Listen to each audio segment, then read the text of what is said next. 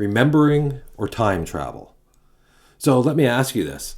When you remember something, what is that process of remembering? How do you do that? Like, where do you store the memory? All those memories. If I ask you the question, I know this is just a video, but go through this process with me. Just play along here.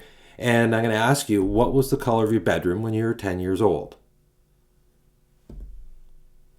And I have to give you a second to do that, because what I find, and I ask a lot of people this question, and what they'll do is their eyes will start darting around and they'll search around like this, they'll go like that, and eventually they'll go like, oh yeah, and then they'll come up with a color, right? And what they're doing is they're using their eye patterns to access different parts of their memory, and then once you hit that, you go into the right kind of trance. You kind of zone out for a second, and then you come back with the answer. Now, in order to figure this out, somehow you had to store that. And when you look visually, it's a visual thing, and so that's why everybody's always looking up when they do this. And so they access their visual cues, and from there, they remember. Now, how does that memory take place? Now, since all time is simultaneous, if you look at the latest in quantum physics and some of the theories out there about how things happen, they say that all time is simultaneous. That's why, they talk about folding space and stuff like that. That's why this kind of stuff works. So all time is simultaneous, but it's not happening at the same time, of course. Our body comes through and we're going through a linear process. We're traveling through time. Whereas our soul, our essence, that other part of us, and I contact this part of people in hypnosis all the time, that part of us is actually living multiple lives all at the same time here. And so you can access those multiple lives. It's really cool. So what I'm thinking here is that instead of when we zone out and somebody looks up like that, that maybe instead of remembering, instead of storing and looking at that memory stored somewhere in our body, somewhere here, that we actually don't store the stuff like that, and we travel through time and space to access those memories.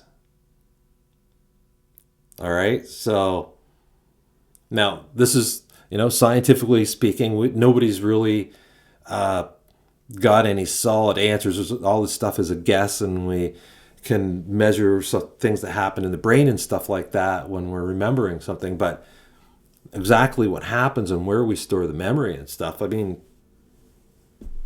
not really known. It's stored somewhere in the body maybe, or do we travel through time?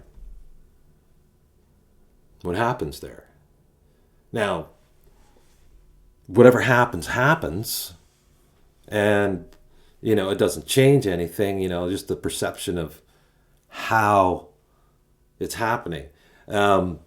Scientifically speaking, the ability to keep your mind open to questions like this and actually openly explore that's what I do. I explore other people's minds, with hypnosis. They come to me and we explore their past lives. We have a conversation with their subconscious mind, and it gives answers to whatever questions that you have. And you can ask questions about anything, and the level of answer that you get depends entirely on the connection that we make and how deep that you can get and how much you can actually release out of yourself. Some of the stuff that comes out of people is pretty amazing. So the question is, how do we store our memory, if that's what we do?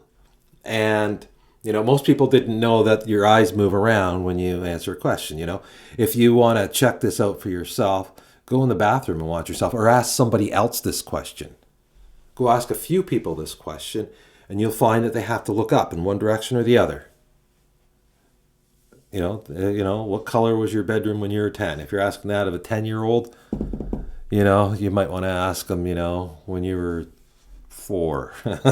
Anyways, so that's my question. And, I'd like to hear your comments below. And yeah, so thanks for tuning in. I'm Jeff Broomfield. I'm a hypnotist. And you can catch me at jeffbroomfield.com. And anyways, that's it for today. Thanks for tuning in and have an awesome one.